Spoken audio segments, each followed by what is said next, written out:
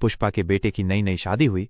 बहू पढ़ी लिखी नहीं थी, लेकिन बहुत समझदार और मेहनती थी। नाम था राधा। राधा सुबह जल्दी उठना, घर के सारे काम करना, सफाई, बर्तन सब करती थी।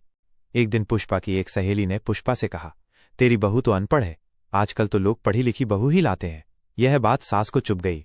तब से ही सासू माँ अपनी बहू में छोटी छोटी कमियां निकालने लगी। कभी खाने की कमी, कभी सफाई की कमी। लेकिन बहू शांत स्वभाव की थी, कभी भी सास की बात का बुरा नहीं माना, चुपचाप सुनती रही।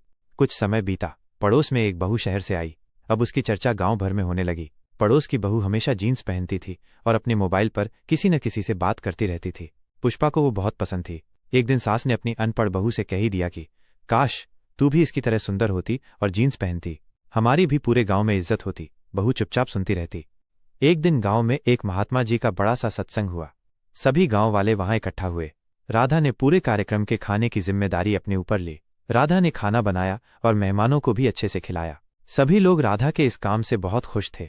जब कार्यक्रम खत्म हुआ तो गांव की एक बुजुर्ग महिला ने पुष्पा से कहा, बहुत किस्मत वाली हो तुम, तुम्हारी बहू तो सच में लक्ष्मी है। इतनी समझदार और घरेलू बहू आजकल के जमाने में किसे नसीब होती है।